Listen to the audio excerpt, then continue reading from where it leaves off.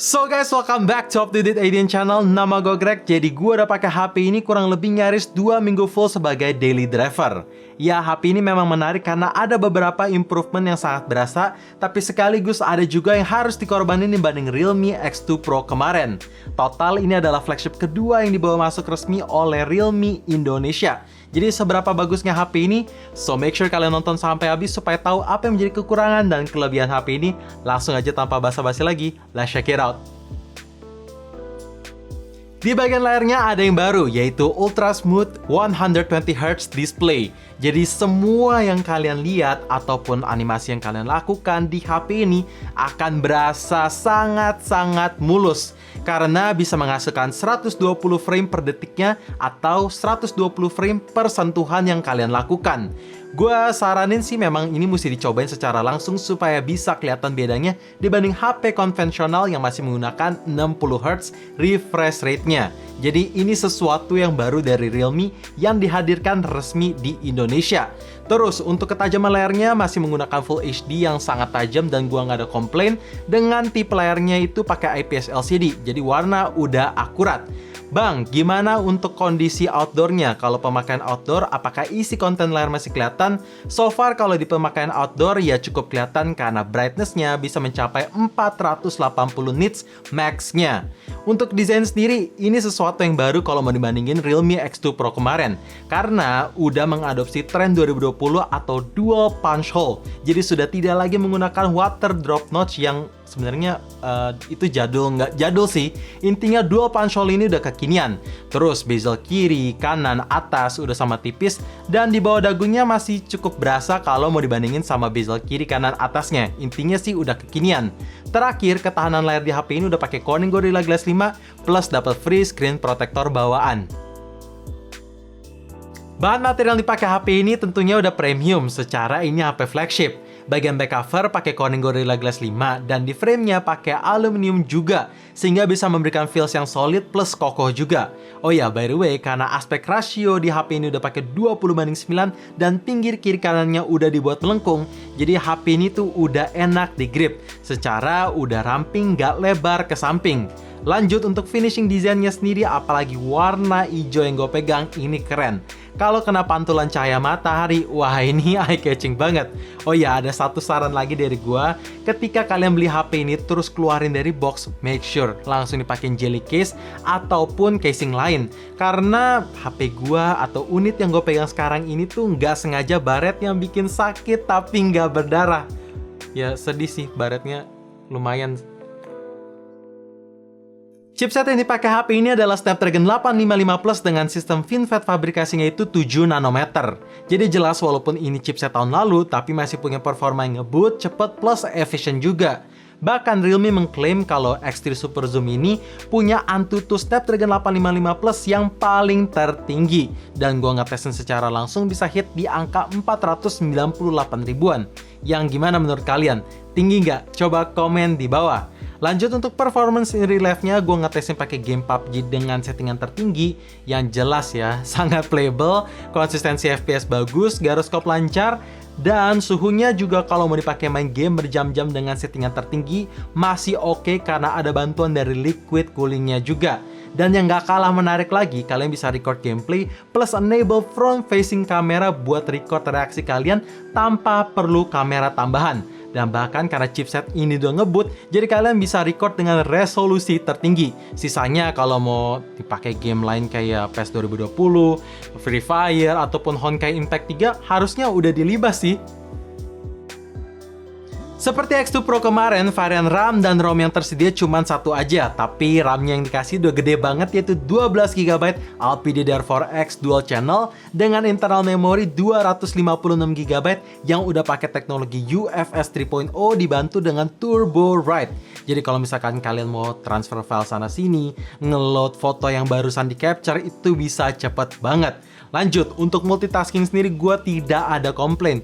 Nyaris jarang banget gue harus nunggu loading untuk ngeload aplikasi yang sama. Ya bisa langsung load, dan ditambah aplikasi yang running di background itu bisa banyak banget. Oh ya, by the way, yang tadi kalau misalkan kalian gak mau nunggu loading ulang, make sure aplikasi tersebut masih running di background ya. Sisanya buka tutup aplikasi pastinya lancar juga dan tidak ada animasi lag-nya. Software di HP ini udah run di Android 10 dengan tampilan antarmuka pakai Realme UI 1.0 terbaru juga. Jadi fitur-fitur kayak dark mode yang menyeluruh sampai third party apps juga ada.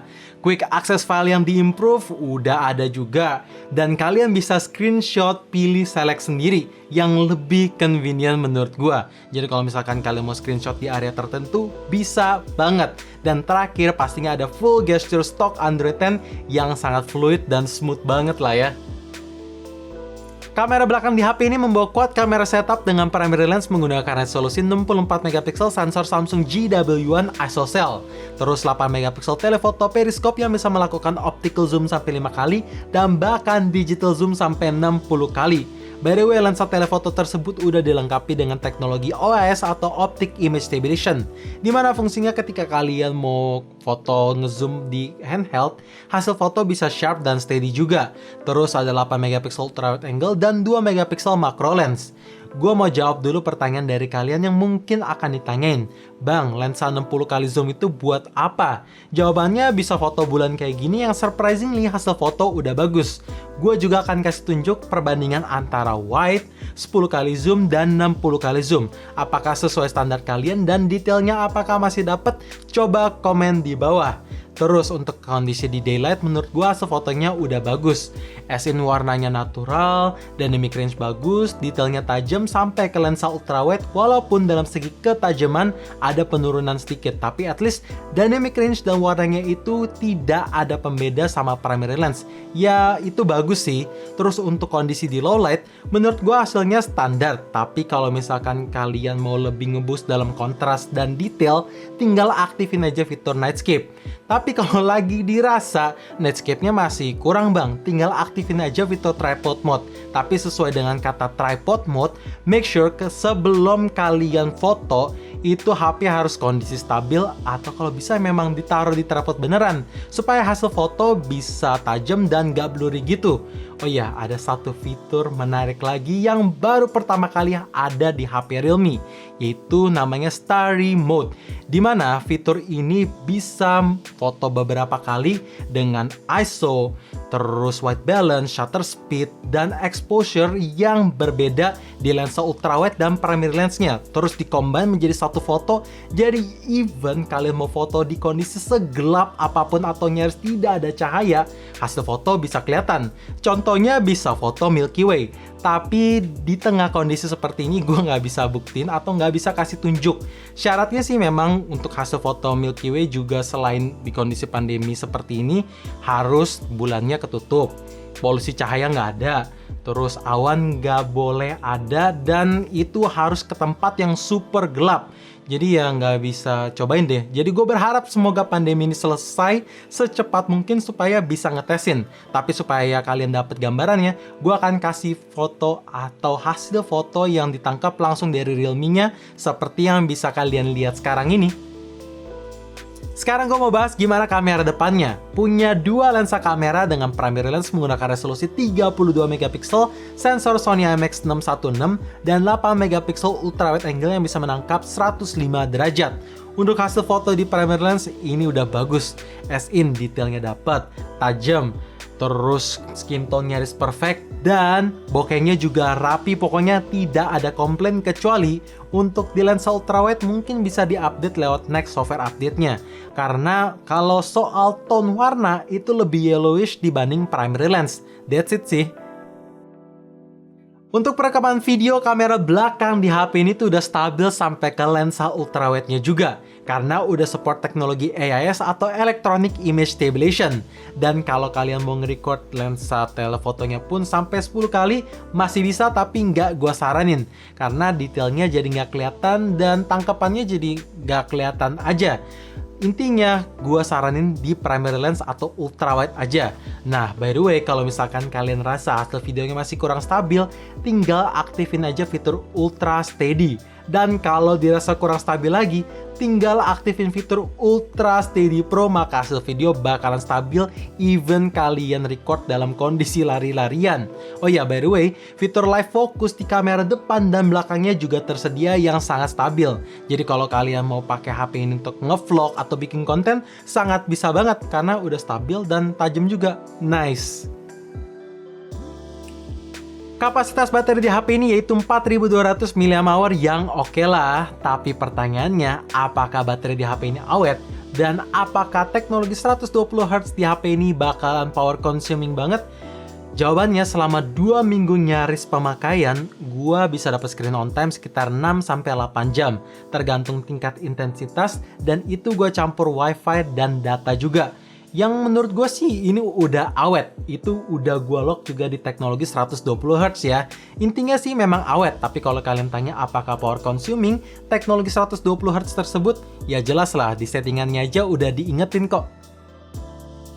HP ini disupport teknologi fast charging atau Dart Flash Charge dengan max output sampai 30 watt. Jadi gue coba ngecharge dari angka 1 sampai 100% fully charge, makan waktu 1 jam 5 menit yang menurut gue udah cepet untuk kapasitas baterai 4200 mAh.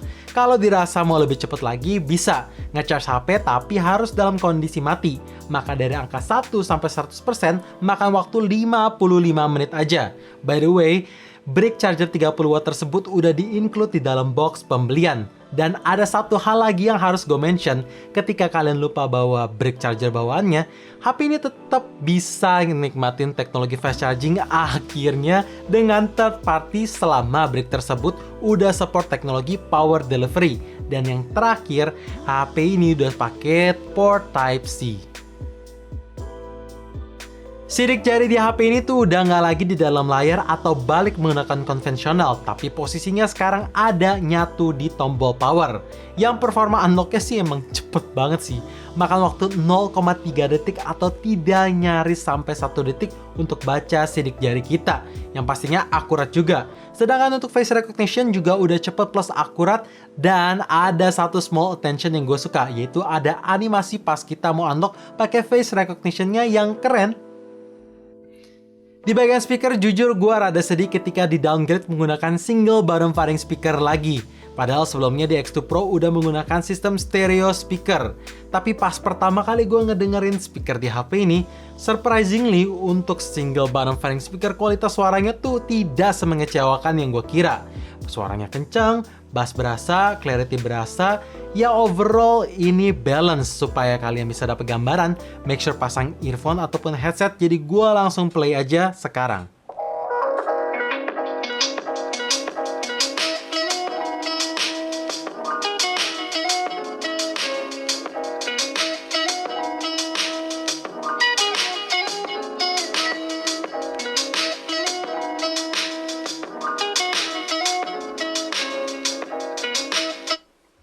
Gimana guys?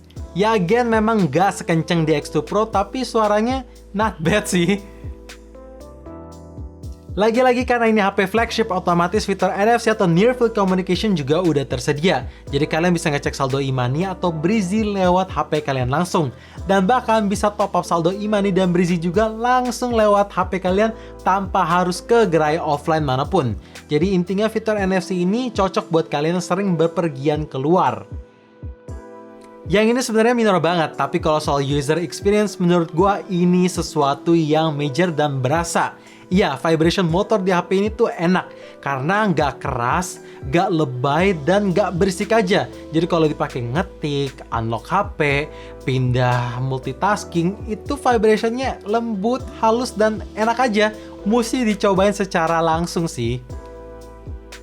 So guys, itu dia kelebihan-kelebihan yang ada di HP ini. Dan sekarang gue mesti kasih tahu juga apa yang jadi kekurangannya. Karena setiap smartphone kan tidak ada yang sempurna. Langsung aja kita mulai dari kekurangan yang major sampai ke yang minor.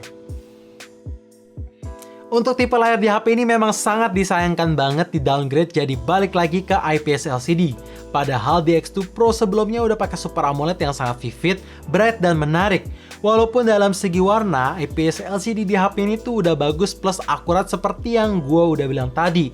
Hanya aja kalau ada warna hitam, hitamnya tuh nggak sepekat Super AMOLED yang bikin HP ini tuh nggak bisa ngerasain fitur always on display.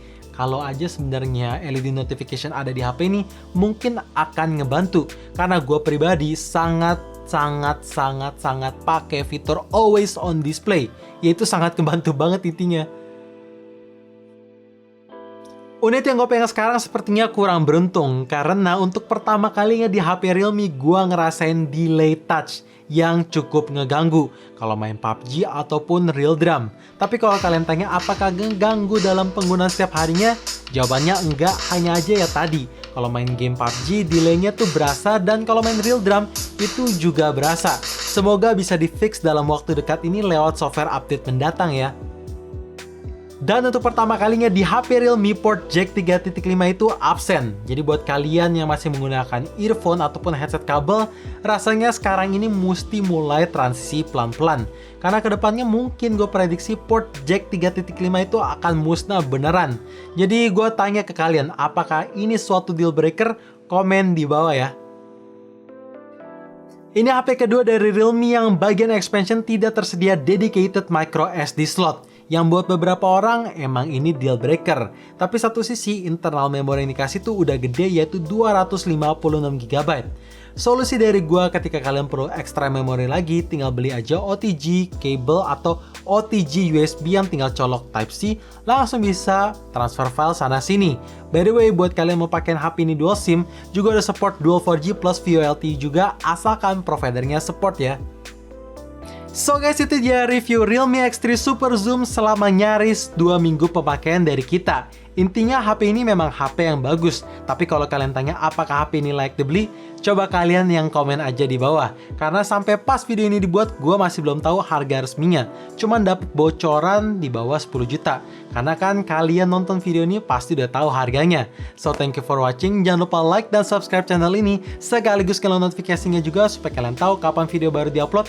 And as always, stay safe, stay healthy, dan stay updated with up to date.